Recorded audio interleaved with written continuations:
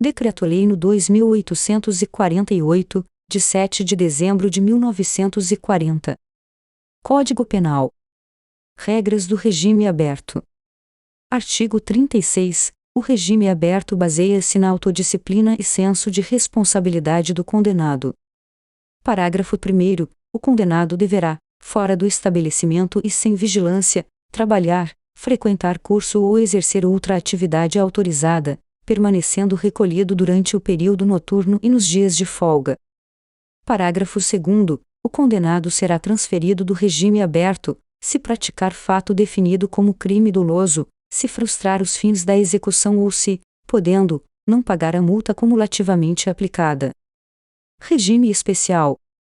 Artigo 37. As mulheres cumprem pena em estabelecimento próprio, observando-se os deveres e direitos inerentes à sua condição pessoal, bem como, no que couber, o disposto neste capítulo.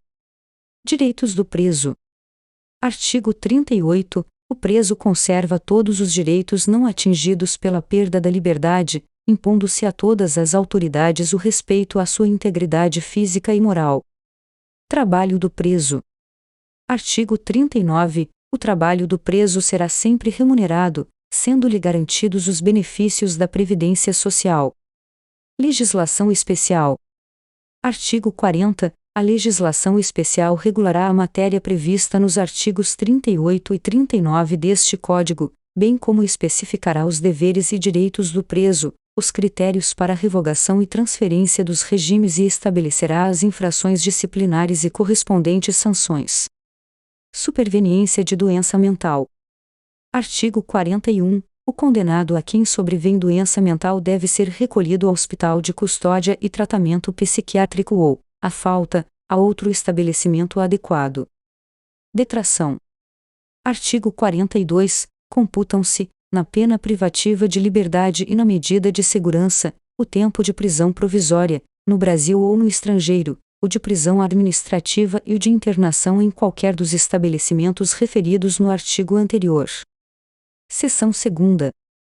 Das penas restritivas de direitos. Penas restritivas de direitos. Artigo 43. As penas restritivas de direitos são: inciso 1º, prestação pecuniária. Inciso 2º, perda de bens e valores. Inciso 3º, limitação de fim de semana. Inciso 4º, prestação de serviço à comunidade ou a entidades públicas. Inciso 5º, interdição temporária de direitos. Inciso 6º, limitação de fim de semana. Artigo 44.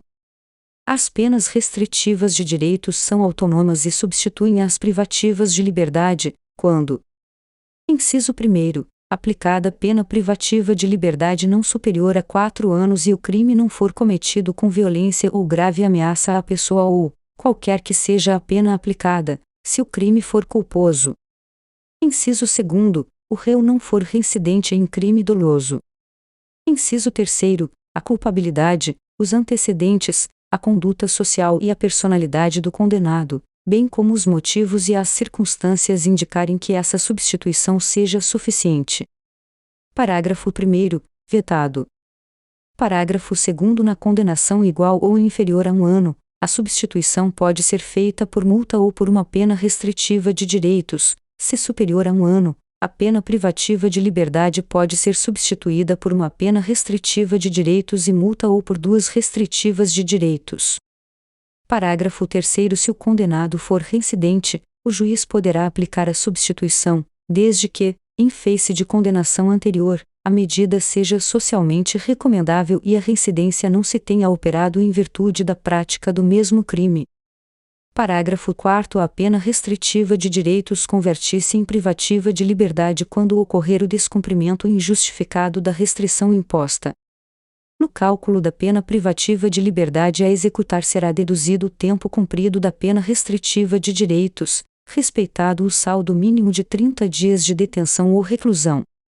Parágrafo 5º. Sobrevindo condenação à pena privativa de liberdade, por outro crime, o juiz da execução penal decidirá sobre a conversão, podendo deixar de aplicá-la se for possível ao condenado cumprir a pena substitutiva anterior.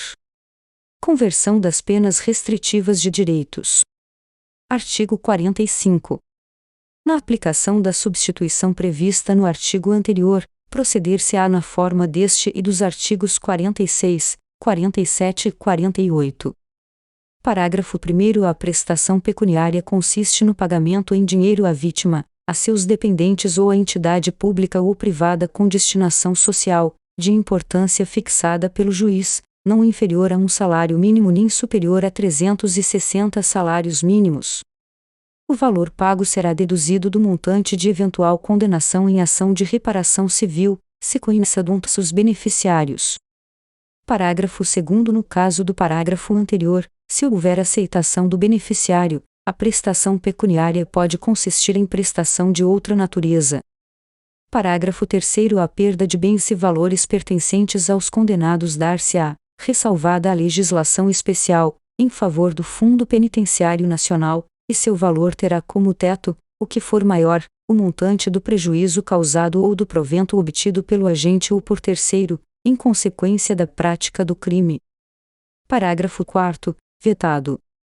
Prestação de serviços à comunidade ou a entidades públicas. Artigo 46.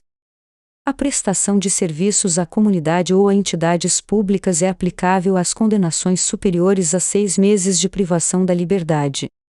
Parágrafo 1º. A prestação de serviços à comunidade ou a entidades públicas consiste na atribuição de tarefas gratuitas ao condenado. Parágrafo 2º. A prestação de serviço à comunidade dar-se-á em entidades assistenciais, hospitais, escolas, orfanatos e outros estabelecimentos congêneres, em programas comunitários ou estatais. Parágrafo 3º. As tarefas a que se refere o parágrafo 1º serão atribuídas conforme as aptidões do condenado, devendo ser cumpridas à razão de 1 hora de tarefa por dia de condenação, fixadas de modo a não prejudicar a jornada normal de trabalho. Parágrafo 4º. Se a pena substituída for superior a 1 ano, é facultado ao condenado cumprir a pena substitutiva em menor tempo. Artigo 55. Nunca inferior à metade da pena privativa de liberdade fixada. Interdição temporária de direitos. Artigo 47. As penas de interdição temporária de direitos são: inciso 1º, proibição do exercício de cargo, função ou atividade pública, bem como de mandato eletivo. Inciso 2º, proibição do exercício de profissão, atividade ou ofício que dependam de habilitação especial, de licença ou autorização do poder público. Inciso 3º, suspensão de autorização ou de habilitação para dirigir veículo. Inciso 4º, proibição de frequentar determinados lugares. Inciso 5º, proibição de inscrever-se em concurso, avaliação ou exame públicos. Limitação de fim de semana. Artigo 48. A limitação de fim de semana consiste na obrigação de permanecer, aos sábados e domingos, por 5 horas diárias, em casa de albergado ou outro estabelecimento adequado. Parágrafo único. Durante a permanência poderão ser ministrados ao condenado cursos e palestras ou atribuídas atividades educativas.